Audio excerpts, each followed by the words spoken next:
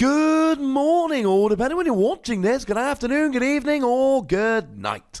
My name's Ross, and as always told, I had a voice for radio. So today, we're going to be having a look at Crobat. And I know what some of you might be thinking, hang on a second, Wassy. Isn't this the fourth video you've done today? Yes, it is, incidentally. Because Full Metal Wall has dropped, and I've got to get through all these cards, so you guys know what all the cards do, and I quite enjoy making these videos, but, you know, kind of been going for it. So if you want to check out all the videos I've done today, give them clicks, make me happy. That would, in fact, make me happy. But Crobat then, Crobat makes me kind of happy as well. I think Crobat's a pretty gosh darn good card. Now, our translation here comes from a combination of Google Translate, the lovely Joe from Cerebi.net, and the lovely David Hochmann, who did confirm that I was in fact correct in my thinking. So, Crobat then. One of the first things to mention about Crobat, it's got free retreat. Free retreat is awesome. We expect free retreat on Crobat at this stage, but that doesn't make it any less awesome. Free retreat is great. Being a psychic type means you are hitting weakness against stuff like Buzzwole, which is quite nice. And it is quite nice you got 130 HP, because that will leave you just out of range of stuff like Zoroark. Speaking of being fun against Buzzwole, you've got resistance to fighting, which is great, because it also means that a Lycanroc with a Diancie Prism Star will only be doing 110. It will not get the KO because of resistance. Having said that, the weakness to lightning is a little bit of a pain. With stuff like Electro Power, lightning decks are good now. And the good news is that Zapdos isn't hitting for weakness, but the bad news is that there's plenty of stuff out there like Jolteon, which unfortunately is. Boo Hiss, etc. But it really is the ability attack we are primarily concerned about here. The ability reads, once during your turn, when you play this card from your hand to evolve one of your Pokemon, during your opponent's next turn, you may prevent all effects of your opponent's attacks, including damage, done to this Pokemon. That's right. It is a fairly redonkulous ability. What's really weird here, however, this is not actually a unique ability, because we've seen this exact same ability on the Lucario, which came around in Burning Shadows, and then was also a promo card. So, with all of that borne in mind, it's kind of interesting that Lucario never really saw very much play at all. So what makes us think Crobat's going to see play? Well, the attack and the free retreat. We'll get to that in a moment. Lucario's attack was free coloured energy, which really was an awkward attack cost.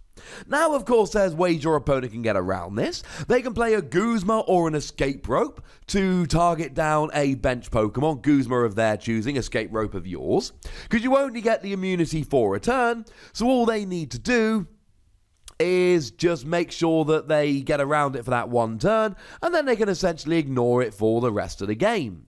But the thing here is that it prevents damage from attacks, but it also prevents all effects of attacks. So we could take something like Tapu Fini GX here.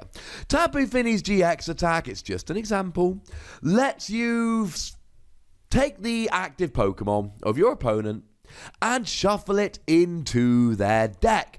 Get rid of it, make sure it's not there to cause you any problems in the future. It's a nice GX attack. But they can't do that against this because it prevents all effects of attacks. Now, I should mention here, it is all effects of attacks done to this Pokemon. So if they have something like an Eevee and Snorlax tag Team GX, which draws until they've got 10 cards in hand, they very much will still be able to do that. It's not going to get around that because it is only preventing effects of attacks done to this Pokemon. That is fairly important. This immunity for a turn is good. Now, there is a chance here, and it's a fairly awkward thing to pull off, let's make no mistake about it, but there is a possibility here that you essentially just do this on a loop. You use stuff like Ace Roller, as long as it's not KO'd, and Super Scoop Up, as long as you can hit a heads, and just continually go around and have immunity for the game. Your opponent can't KO you, they deck out, you win. Of course, in order to have this working, you do have to have Golbat on the bench, which means your opponent can potentially use stuff like the aforementioned Escape Rope and Guzma to go after your Pokemon and just take 6 prizes that way. Although I should mention, in Expanded, you do have the really nice Golbat that drops 2 damage counters on one of your opponent's Pokemon when you evolve into it. So it is worth considering that, maybe you play that if you're in Expanded. To be honest, if you're in Expanded, you probably should be playing that. So it's a really nice ability. It gives you protection for a turn, and it's not a reason to play the card. It's a handy bonus, but even if you use it as a kind of a blocker, your opponent can still just target down your bench. But if we've got a good attack on this as well, that's alright, because then you can really take advantage of this ability. Lucario didn't, does Golbat. Well, I'll tell you what, ladies and gentlemen, it's better than Lucario. What it does is, for free colorless energy, 60 damage, plus poison, and when I say poison, I mean quadruple poison. Put 4 damage counters on your opponent's Pokemon between turns, rather than 1. So you're not actually doing 60 damage here, you are doing a minimum of 100. Which is quite the difference. Okay, maybe your opponent has got something like a Comfy in play, and that is stopping special conditions. But other than that, ladies and gentlemen, we're probably looking kind of nice here. It's a good attack. 60 damage is a decent amount of damage. If you whack a choice band on there, that is 90. Double with weakness is 180, which isn't actually enough to get a KO on something like a Buzzwole. It will get Necrozma, incidentally, but it's not enough to get something like a Buzzwole until you realise that the poison is coming in. And now we are absolutely rolling. And at this stage, it's a non-GX. You should be thinking, like I am, Shrine of Punishment. Because actually what you can do here is have them taking 4 damage counters between turns from poison, while also taking a damage counter between turns from Shrine of Punishment, assuming that they are, of course, a GX or EX Pokemon. And it doesn't stop there, because might I remind you about Seviper. Seviper's got a fantastic ability that says your opponent's poison Pokemon take an extra damage counter between turns.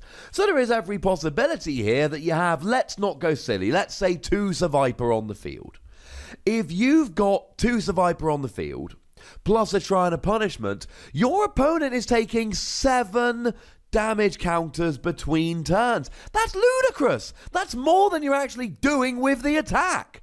Now, the reason I say 7 damage counters is that will make a huge difference. Although, it kind of won't.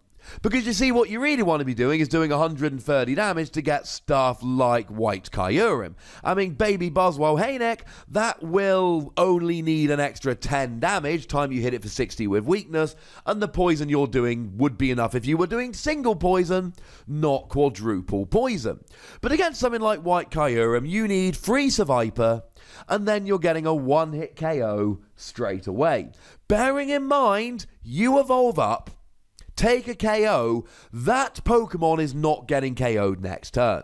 And this is important because of the energy cost. The energy cost here is awkward. If this was for a double colorless energy, with this attack and this ability, I would be singing its praises from the rooftops. As it is, it's a little bit awkward. Now, you can use double colorless energy, and that's really good. And you've got Malamar because it's a psychic Pokemon, that's really good. So it's not that difficult to get the energy on here, but it's not a single energy attack. For a double colorless, I would be in love with this. Super Scoop Up, double colorless energy, just keep swinging it round and using it every turn. But let's make no mistake about this.